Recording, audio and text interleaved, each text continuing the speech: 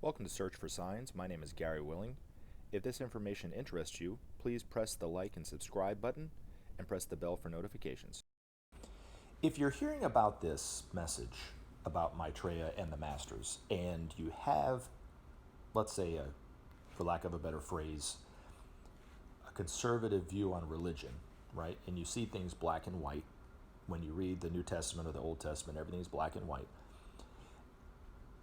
It's natural to be very concerned about the information that is being presented here because it doesn't fit the mold of what people are thinking the Christ is or will be coming back as, right? So naturally, those people tend to think that Benjamin Creme is the false prophet and Maitreya is the Antichrist. So when you search on YouTube Maitreya or Benjamin Creme, the top viewed YouTube channels about this information is all negative. I would be willing to bet you that the people who put up those videos don't take the time to really read what Benjamin Creme has been talking about in all his books and in Share International magazines and so forth. And none of them have ever seen Maitreya in person and felt the love of his energy and heard his words for themselves. So they're going off of really misinformation, and they're spreading a lot of fear and I like this internet term FUD, fear, uncertainty, and doubt about Maitreya and Benjamin Creme. Now, like I said, I think it's natural for them to be afraid of this because the Christ doesn't fit the image that people have had over the centuries. But I ask you this one question. When has the Christ ever fit that picture? Did Jesus fit the image of the Messiah for the people in Palestine when he came back? Did everybody that saw Jesus at the time believe that he was the Messiah and knew he was the Messiah and loved him for that? Or did they spread a lot of fear, uncertainty, and doubt about him? A lot of lies, calling him the devil, calling him, Satan and all sorts of stuff. And then did they put him to death? Of course, the historical, texts about the Bible, about Jesus. So why would today be any different? The Christ has never looked the way that people think he should look. He's never acted the way that people think he should act. He's never fit the mold. But yet, the love that people connect with the Christ in the Bible is the exact same love that we will see in Maitreya and even in Jesus today and into the future. But on a practical level and not on this mystical just reading it in the Bible, we'll be able to see them on TV, hear their words, hear their advice, take it or not, be able to see what it's like to see somebody that has absolute love for everyone, but yet is also deeply concerned about the troubles and the problems that we're having today and knows how to address them, has the solutions if we just take the simple steps to solve those. For instance, peace. The Christ has always been about peace. And yet there's more war today than there was back in Palestine. And there's greater danger of us destroying ourselves, obviously, than there was back in Palestinian, times when Jesus was there. But yet the Christ spoke to the people about peace, about loving thy neighbor, about turning the other cheek and so forth, right? Those who live by the sword shall die by the sword. Now that we're living in the world that we're living in today with so many more people, with so much more information available, so much more knowledge about life and the world and everything, that it is today than it was 2,000 years ago, and the education and all that kind of stuff. The Christ is coming back into this world, speaking a little differently. but yet the purpose and the message behind his, you know, behind his message is the same. Love each other. We're all one family. We're all one. Now, those who are conservative religiously, and I'm talking about this because somebody posted something, and it really moved me and it touched me in a way, because I was trying to remember the person's name, but it was like Upagapa Montevelli, commented on one of the videos and offered to pray for me and my family, was wanting me to do more research on the masters and who the masters are, because they feel like they're misleading and they're part of the devil or whatever. And to be honest with you, I can respect their view on it, on the masters, and I also really appreciate their concern for me, but yet I have done a lot of research on Maitreya and the masters.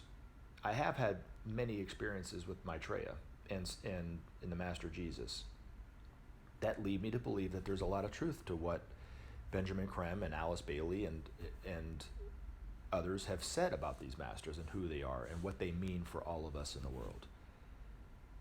But this is just, the thing of it is, and the question that I would ask somebody like this, if you had the information, or if you had experiences with, let's say, Jesus, right, and you knew they were real, they were physically real, and you also knew that if you went to your church and you told your church brethren that they would not like the fact that you told them that you had these experiences, but you knew that you had these experiences, would you keep your mouth shut or would you say it anyway? If you knew that the only way to solve the problem of war and to create peace in the world was sharing, if that information came across your desk and it was yet so simple to do, would you not tell people about it? Or would you keep your mouth shut and just let things kind of go the way they go? And so the reason why people like myself come out and talk about these things, about the masters and Maitreya, is because the hope that it gives humanity. And people will see in time that Maitreya is who he is.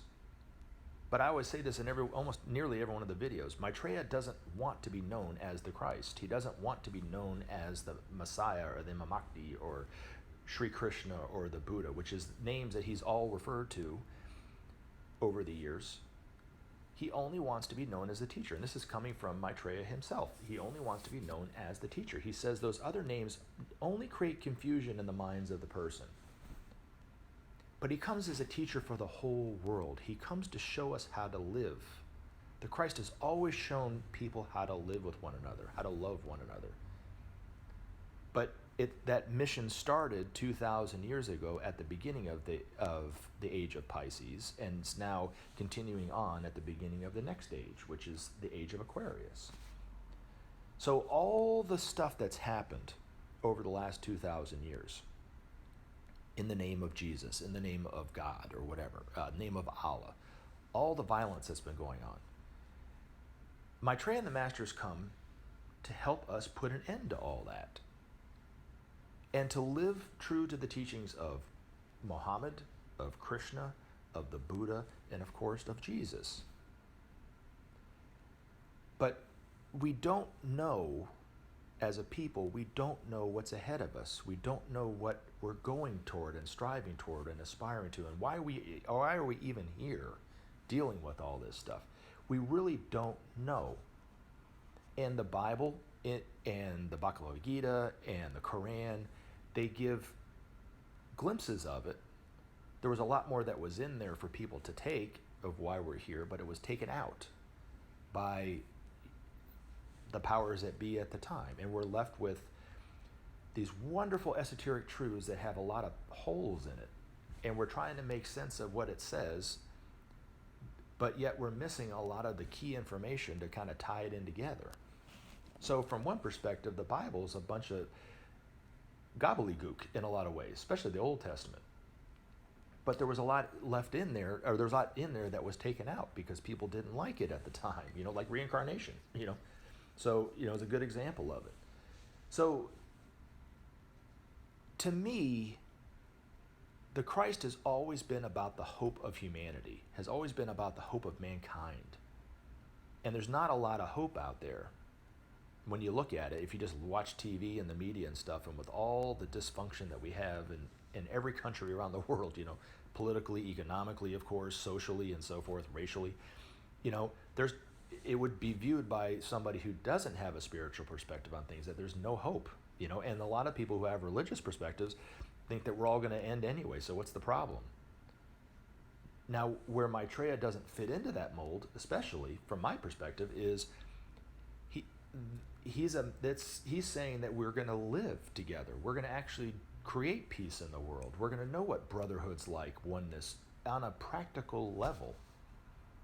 We're going to know for a fact that there is life on other planets, that other planets are teeming with life, intelligent life, and that have civilizations that we can model our own civilization after, because they've been living the right way for millennia, and they already know how to live together, so we can use them as a model. There's so much hope out there that, as much as it moves me to hear somebody want to pray for me because they feel like, I'm being misled by information, I have to stand up and say, I'm not being misled by information. That Maitreya and the Masters are the hope for the world. But yet also, humanity is the hope for the world. We just don't know it yet. We have to see what it's like to love one another. And these Masters will show us how to do that, if this makes any sense. And I hope this helps. And as always, take action. Help SOP save our planet. Thanks for listening, and we look forward to talking to you again in future videos. Have a great day.